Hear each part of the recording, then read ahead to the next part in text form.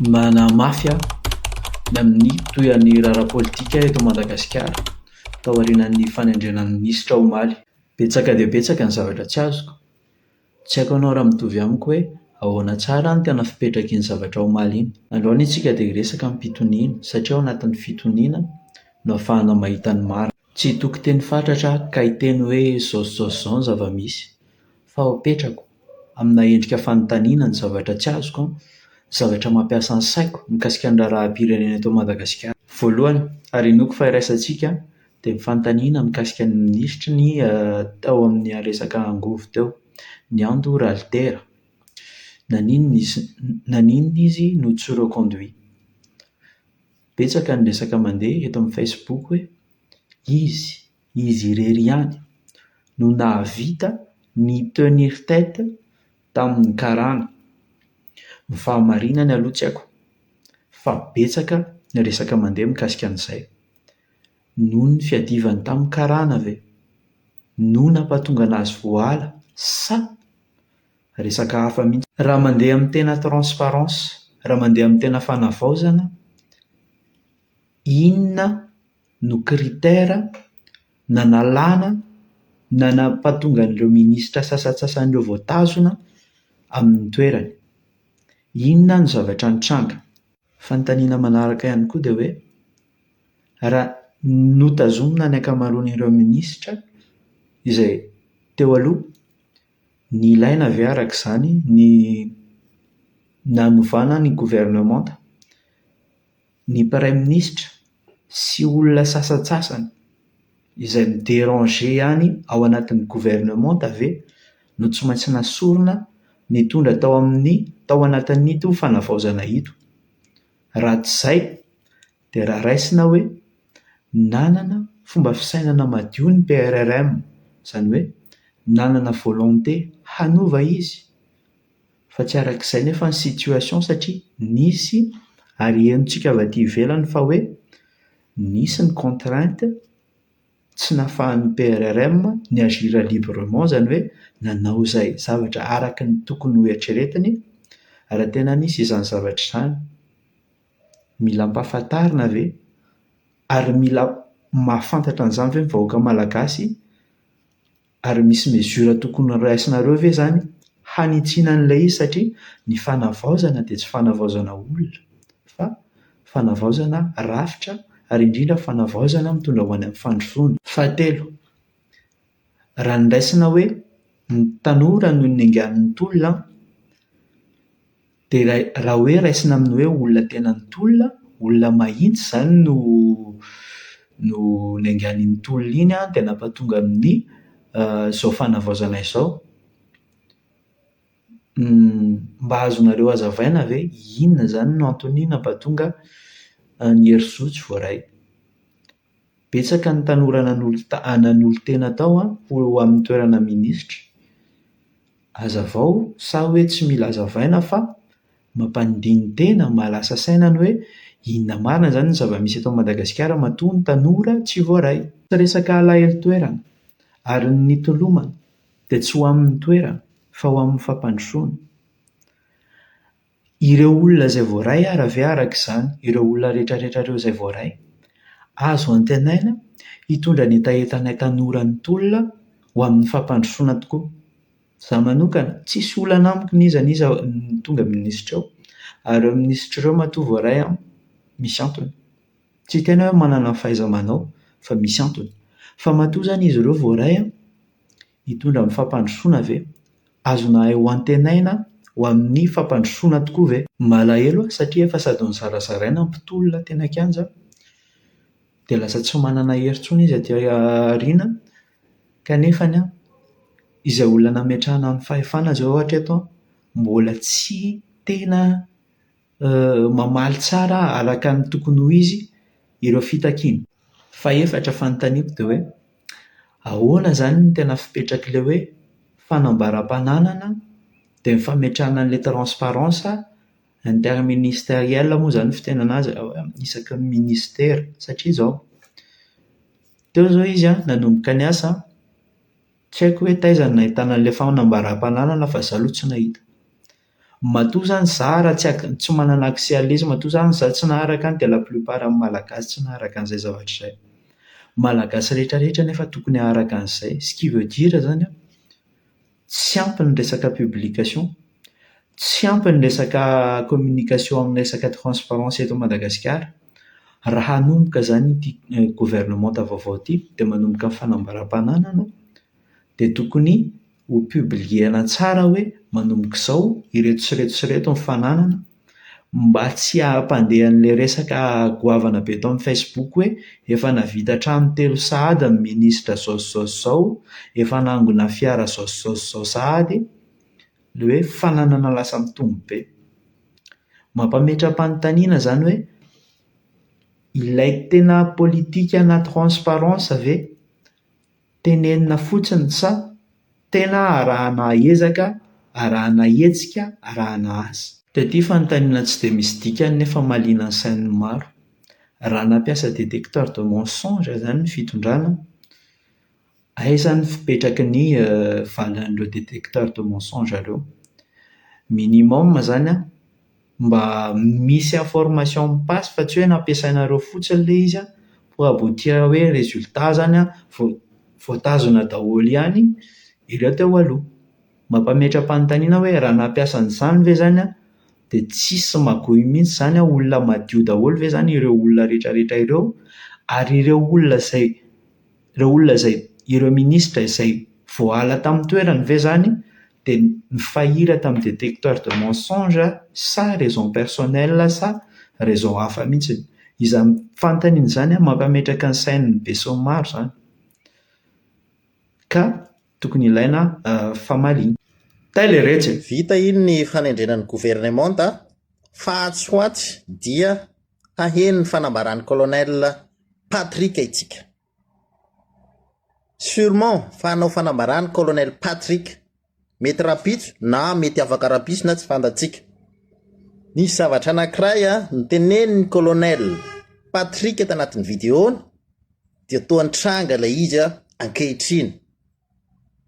Dia tsy iza izany fa momba ny ministry ny angovo Andriamatoa Ralitera, mbola tanora be izy iny, fa ny rahantsika nahita kosa sy nahatsapa angambany ny asa vitany teo nandritran'izay efa-bolana izay.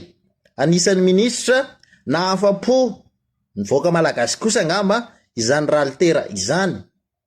Fanontaniana mipetraka voalohany, moa ve tsy nanatitra CV intsony Andriamatoa Ralitera? Fanontaniana faharoa, moa ve tsy nahafa-po ny fitondram-panjakana ny asa vita n'Andriamatoa Ralitera, izay efa hitantsika fa somary ny hena ny délestage, ny fréquence an'izay délestage zay Ray Madagasikara ny resahiny.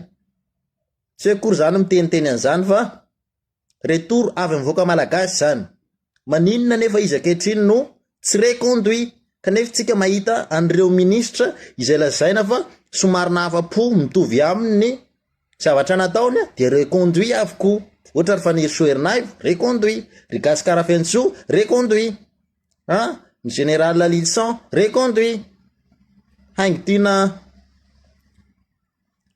tiana iza moa Michela reconduit. Misy ministra nampimenomenina olona aza fa tsy nanao inenina reconduit. Dia maninona? Ralitera no tsy reconduit. Mila valiny zay. Tsy nametraka CV intsony ve Ralitera hoe hanao ministra sa nesorina? Dia maninona izy no tsy niraisina? Sa ilay ministra vaovao ty? Mialatsiny aminao ray aman-dreny mihitsy za fa tsy handesy fanantenana voaka malagasy ianao fa avita mihoatra ny nataon'ny Ralitera. Mihitsy zay tsy manan'olona aminao za fa ilay fitondram-panjakana fotsiny no mampametra-panontaniana, ary lasa mampitombina ny zavatra nolazain'ny colonel Patrick, ny zava-misy ankehitriny. Colonel Patrick ny teny misy tsindry mahazo ny Ralitera, dia io Ralitera io tsy reconduit, donc andeha hanao fanabarany colonel Patrick mety rapisina ambadika raha fakapitso fa mitomina ny zavatra nylazay mahakasika ny Ralter.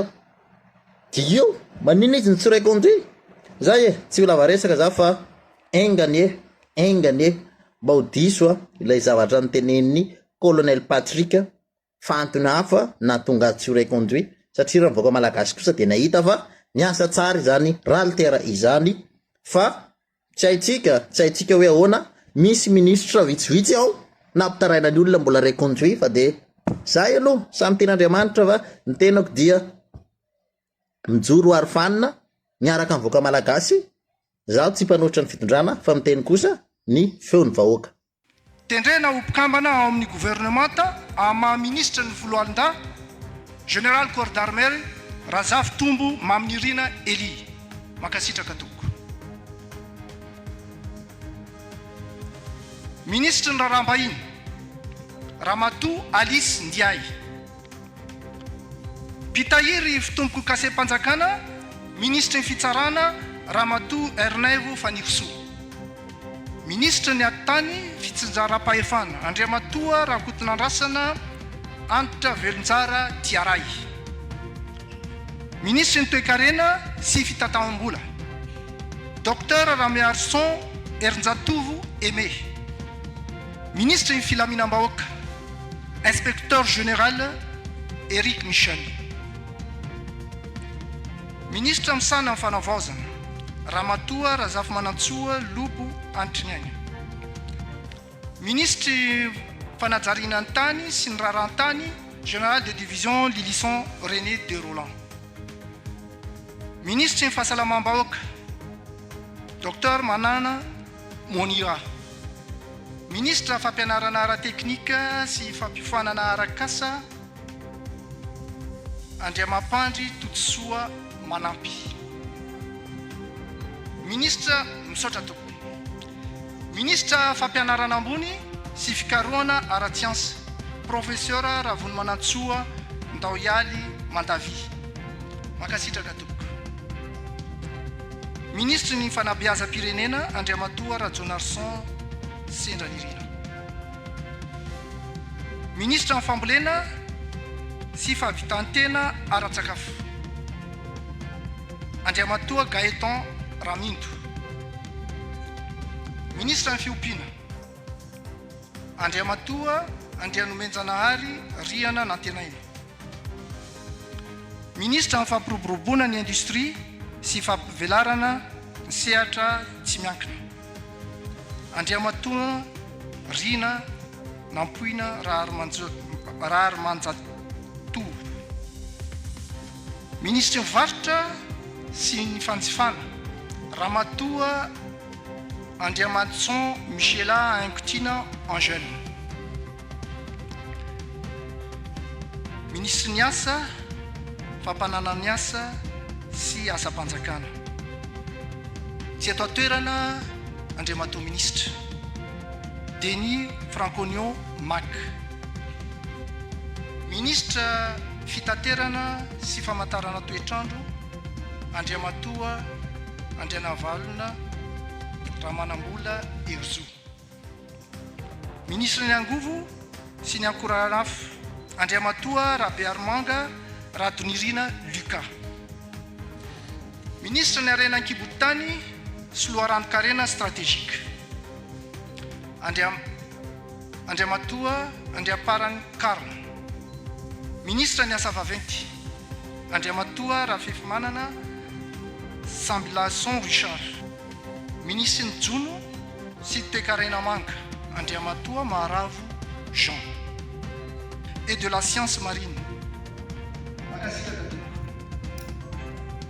Ministre ny fanabeazam-pirenena Andriamatoa Rajonarson Sendranirina. Ramatoa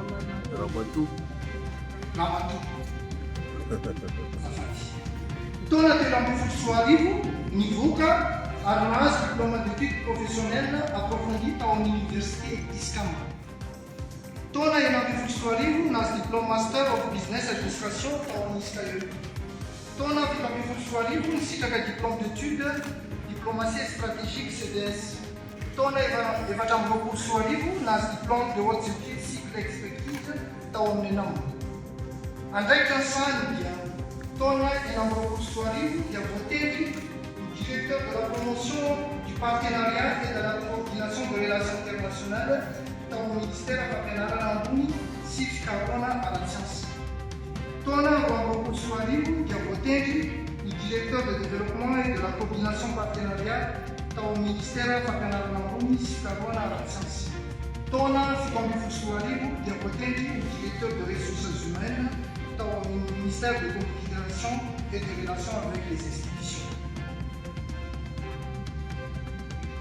Makasitraka.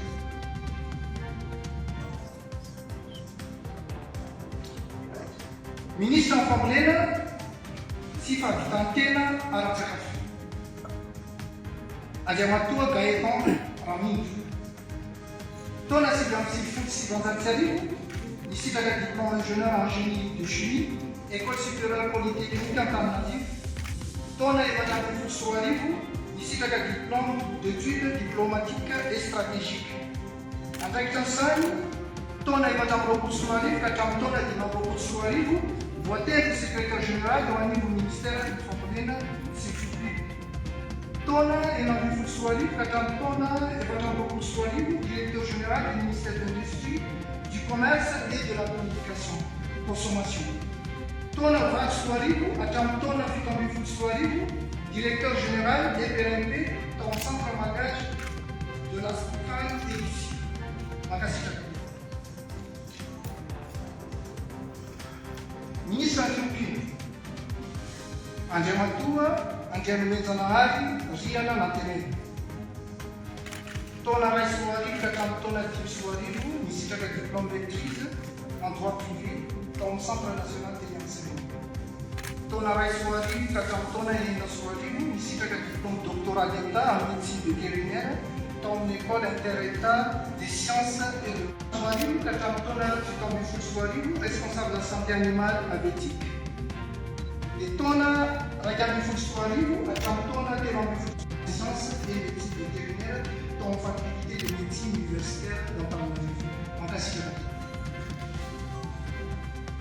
Ministre ny fampiroboroboana ny industrie sy fampivelarana ny sehatra tsimapy. Andriamatoa Rina Mampoina Rahamanjatoa. Taona sivy sy roa arivo nisitraka diplôme maîtrise en gestion tao amin'ny université Antananarivo.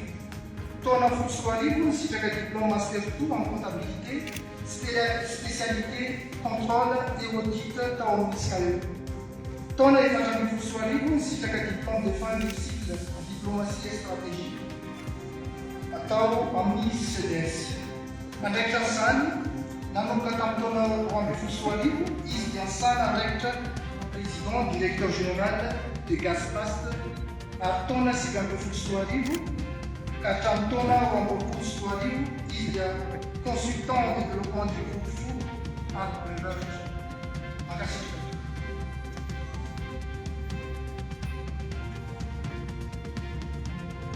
Ministre ny varotra sy ny fanjifana Ramatoa Andriamatson Michela Ankitina en jeune. Taona roa amby folo sy roa arivo nivoaka ary nahazo diplôme d'études approfondies en droit des affaires tao amin'ny faculté de droit et sciences politiques. Taona efatra amby roapolo sy roa arivo diplôme de l'école nationale de la magistrature et du greffe teto Antananarivo. Andraikitra ny sahany taona dimy amby roapolo sy roa arivo voatendry ary nandrafitra ny gouvernement farany teo ihany koa izy ministre ny varotra sy fanjifana. Taona dimy amby roapolo sy roa arivo magistrat collaborateur auprès de la direction des droits humains et des relations internationales. Taona raiky amby roapolo sy roa arivo ka hatramin'ny taona telo amby roapolo sy roa arivo directeur de protection des consommateurs tao amin'ny ministère ny varotra sy ny fanjifana. Makasitraka. Ministre ny asa, fampanana ny asa sy asa-panjakana. Tsy ato an-toerana Andriamatoa Ministra Denis Franconio Mac. Toy izao momba momba azy. Taona enina sy roa arivo nisitraka diplôme d'études juridiques du second cycle tao amin'ny université de Fianarantsoa izy. Taona raika ambin'ny folo sy roa arivo nisitraka diplôme de master 2 en sociologie option politique tao amin'ny université de Fianarantsoa ihany koa izy. Andraikitra amin'izany taona roa ambin'ny folo sy roa arivo izy dia enseignant tao amin'ny université privée de Madagascar UFIM isa à Fianarantsoa. Ary taona sivy sy roa arivo avocat inscrit au tableau de l'ordre de Madagascar. Makasika.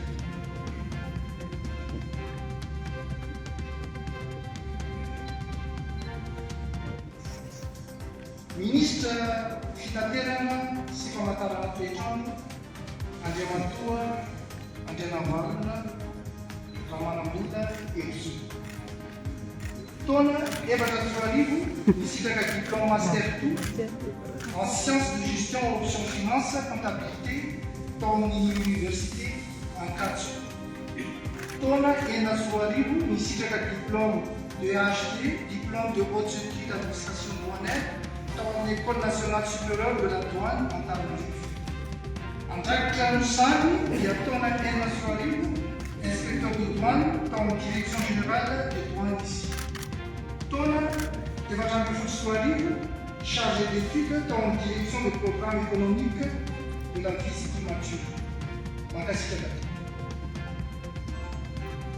Ministre ny Angovo sy ny akoranafo Andriamatoa Rabeanoanga Radonirina Duka. Taona roa sy roa arivo nivoaka ary nahazo diplôme maîtrise en économie tao amin'ny université de Thomas izy. Taona dimy sy roa arivo nivoaka ary nahazo diplôme d'études approfondies en sciences de gestion option finance comptable, finance, comptabilité et contrôle de gestion tao amin'ny université Haute-Alpes France izy. Taona enina ambin'ny folo sy roa arivo nivoaka ary nahazo diplôme doctorat en économie tao amin'ny université de Thomas izy. Andraikitra Mosany taona valo ambin'ny folo sy roa arivo voateny directeur des études et opérations tao amin'ny office malgache hydrocarbures OMH.